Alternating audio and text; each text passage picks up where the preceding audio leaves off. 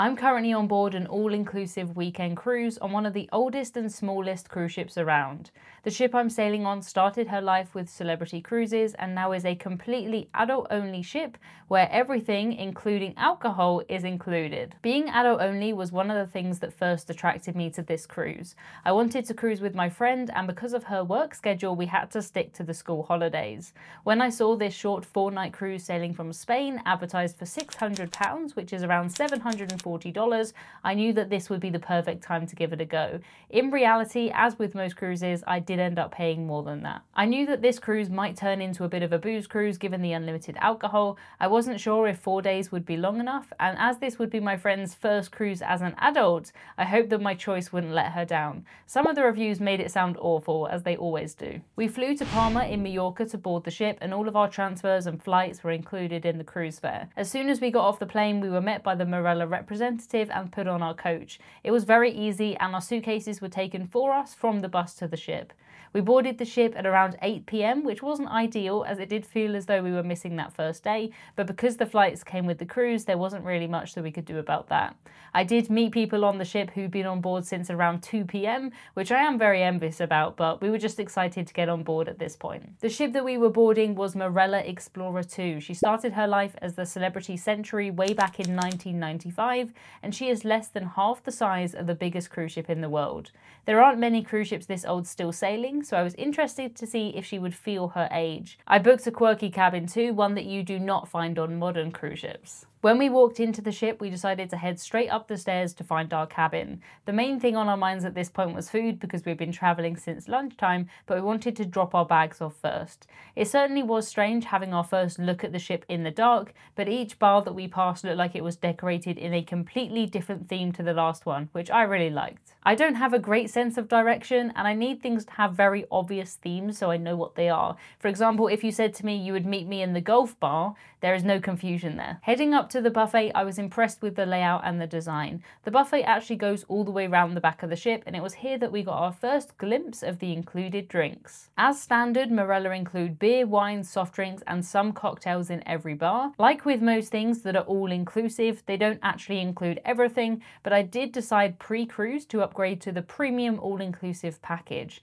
This means you get a lot more choice when it comes to cocktails and better spirits, but the key difference for me was that you can then get cans of soda instead of fountain soda. The upgrade was just £12 per person per day, so I thought to myself, you know what, treat yourself. Some of the big American cruise lines charge $100 or more a day for their top drinks packages, so £12 didn't seem so bad. That's about $14. I had some pizza, chips and veg in the buffet, and it was alright. Nothing to write home about, but it was okay, and it filled a pizza-sized hole that I had in my stomach, and for that I was very grateful. I knew that there was another pizza restaurant on board that I wanted to try, as well as the main dining room, the Italian restaurant, the snack shack by the pool. There was tapas, and there were other places too.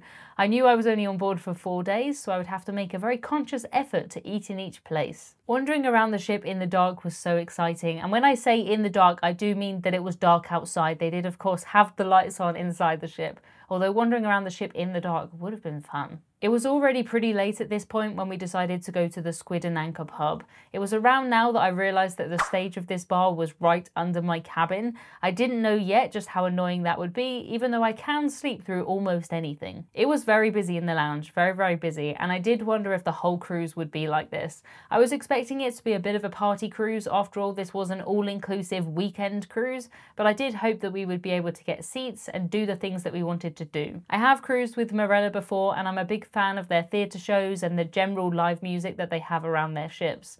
I've actually taken 2 90s themed cruises with Marella where we dressed up every day in different costumes. Those cruises were just so much fun, and I was able to introduce a few of my friends to cruising who have cruised since. I hope that we would come back here later to do things like the game shows and the trivia. I didn't know yet about my favourite entertainment, which was called karaoke roulette, but more about that later. Outside the Squid and Anchor pub, we found the coffee port. This is kind of like a specialty coffee area where things do cost extra unless you have the premium package. It was closed at this time, but I saw jars of cookies on the side, so I knew that I'd have to come back for those in the morning. These cookies do cost £2, but it is absolutely worth every penny, and I did find included cookies as well. We didn't sail away until around midnight, and our cabin was very, very noisy. Not just noisy from the stage below, but also because the deck below ours was the smoking area, so of course people would be out here chatting, and as we sailed away, my goodness, the ship shook unlike anything that I've ever felt before. I am happy to say though that after this first night, things did seem to get quieter.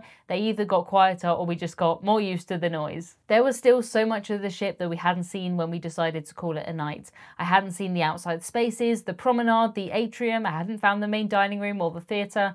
I would probably estimate I'd seen about 20% of the ship when we went to bed on this first night, but I knew that we would have a lot of time to explore the next day. Our cruise was taking us around Spain to Alicante, Valencia and Barcelona. I was really hoping that we would see some sunshine, but we were travelling in March, so there were no guarantees. We didn't arrive into Alicante until midday, so this gave us lots of time to explore the ship. We headed up to the buffet for breakfast, which was very conveniently just 2 decks up from us. I had my usual and we went outside to see what the weather was like. We found a lovely big open deck area outside the buffet, and heading up the stairs we found a massive area at the top.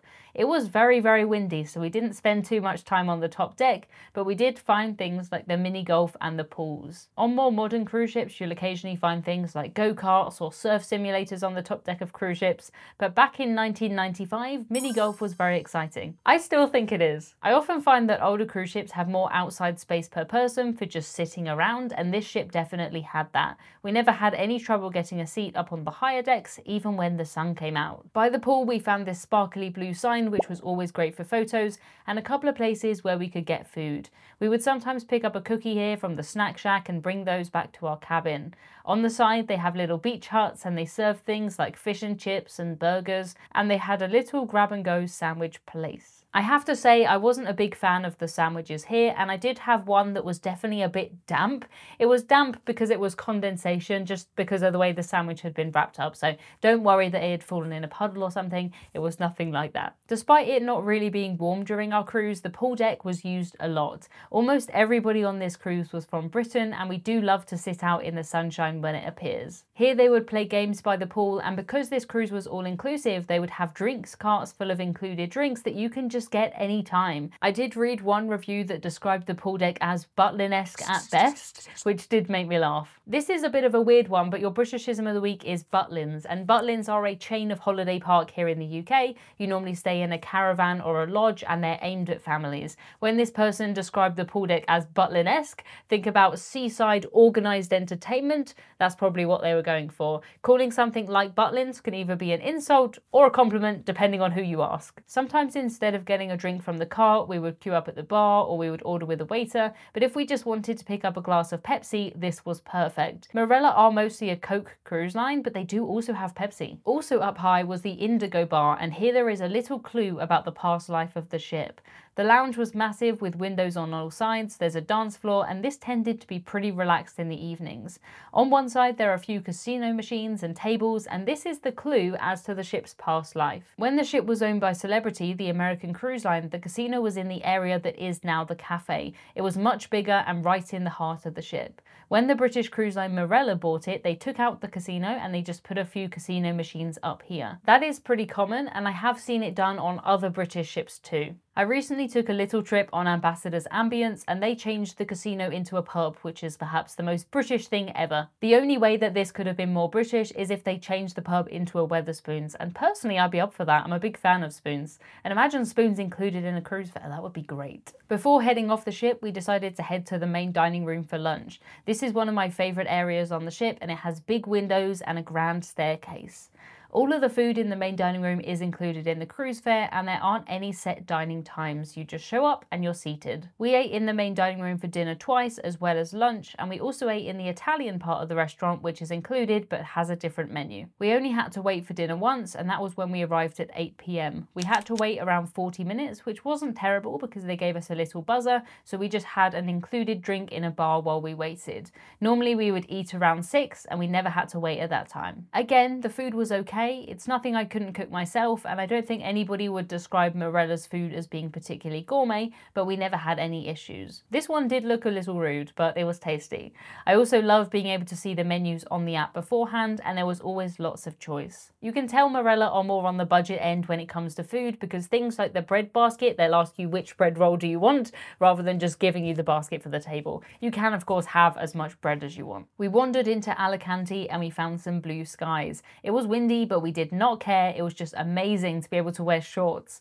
Unfortunately, the same can't be said for our stop in Valencia. We bought a shuttle bus ticket from Morella for £6 return, which I thought was a bargain. We were actually there over Easter Sunday, so a lot of things there were closed, but we still had a lovely day looking at random pieces of art, and even in the rain, Valencia looks amazing. The reflections are so pretty, but my shoes didn't fare too well. We made it back to the ship in time for bingo. Bingo isn't something that I normally do when I cruise, but my friend wanted to, so I thought I would be brave and I would give it a go. I actually find bingo very stressful. I almost don't want to win because I don't want to have to shout out, but I was surprised to see that the prize for the cruise was £500, so that would definitely be worth shouting out for. It was busy in Squid and Anchor for bingo and then trivia, but we did manage to get a seat. This cruise definitely was at full capacity, but we still managed to do everything that we wanted to do. Sometimes we would just have to sit off to the side by the bar, which was totally fine. Morella are an interesting cruise line because they have a lot of passengers who haven't cruised before, people who tend to do all-inclusive hotels, and because Morella is owned by TUI, they come across to the cruise side. So it's really interesting. They did do game shows in Squid and Anchor like Who Wants to Be a Morellionaire, which I think is a brilliant pun,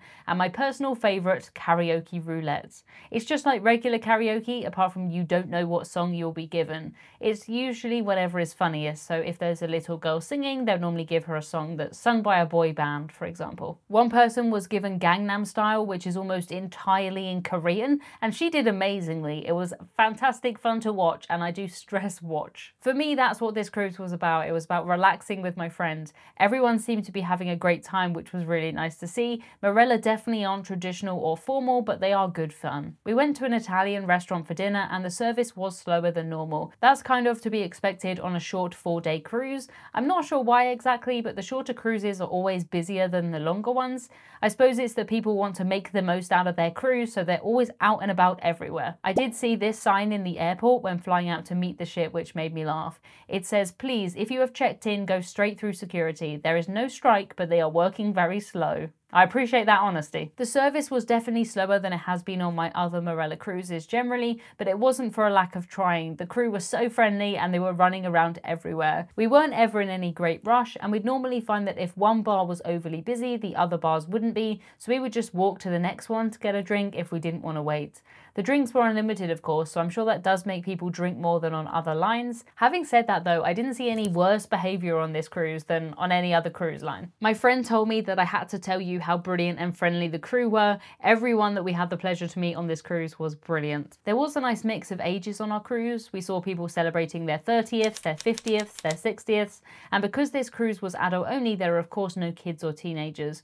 Morella aren't an entirely adult only cruise line, but the Explorer 2 is always adult only. Almost everybody on this cruise was British, and that wasn't a surprise to me. Up until recently, it's been very difficult for people outside of the UK to book Morella cruises because their systems didn't accept non-UK cards. The last I heard from Morella is that this has been fixed now, so we might see a lot more non-Brits on board in future. I'll put a link in the comments and you can see for yourselves. I knew that I wanted to go to the theatre a couple of times on this cruise. I'm a big fan of theatre on land, and I always try to go whenever I can. The theatre itself was very impressive and split over 2 levels. The seats are the bench style seating that I love, and there are tables for your drinks. They actually have tables set up with drinks on them that you can just take when you walk into the theatre. Because it's all inclusive, they don't have to scan your cruise card, it doesn't matter, they can just hand you a drink. The first show that we watched was soul music, and the second I'm really having trouble thinking of the words to describe.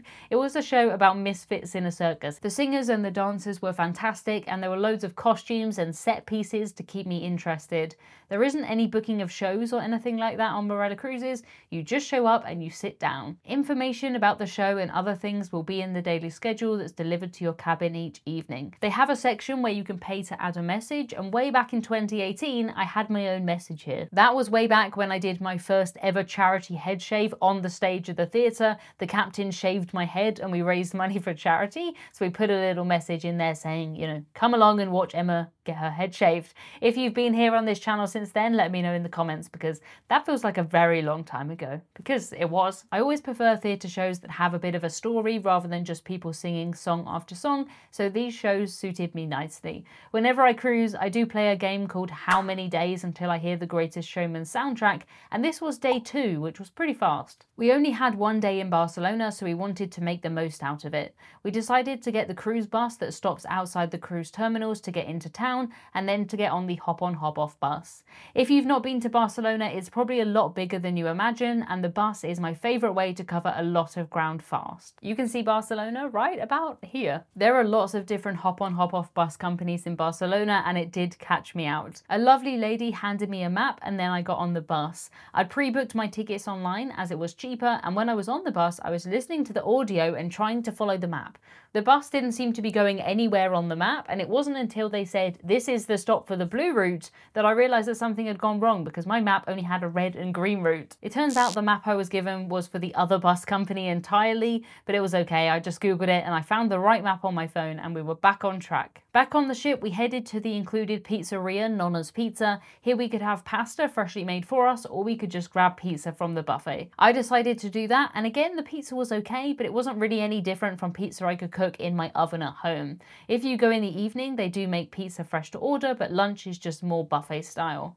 It was nice having the option of somewhere else to eat, because we did need the fuel to carry on exploring. In the coffee port, I found this cow, and it was here that our mascot Captain Hudson met a few friends. There was a puzzle here too with one piece missing, which must have been so annoying for whoever finished it. Or actually thought they finished it, because they didn't finish it, there's one piece left. The cow wouldn't have been here before Morella bought the ship, but I think that these random monkeys in the shops might have been. The ship was such an interesting mix of old and new. In the middle of the ship was this atrium that split over a few levels. The reception desk was at the bottom with the bar above it, and looking at this area, I don't really think that you would know that this ship was built in 1995.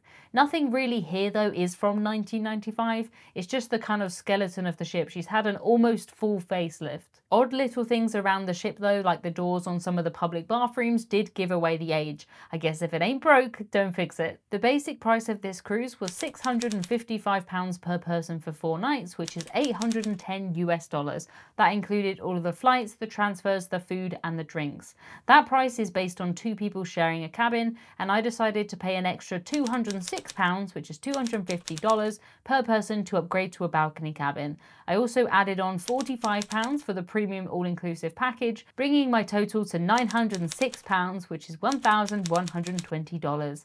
Considering that included the flights, the transfers, the drinks and the food, I don't think that is too bad. It definitely wasn't a budget trip, but we were cruising at peak time. Normally when I cruise, I save myself money by not picking my specific cabin location, but I didn't do that on this cruise because there was a quirky cabin that I really wanted to try. The cabin had a layout that I've never seen in a cabin before, and we had a few issues with things like the air conditioning that we weren't prepared for. Check out this video next to see what my cabin was like and if I would book this one again.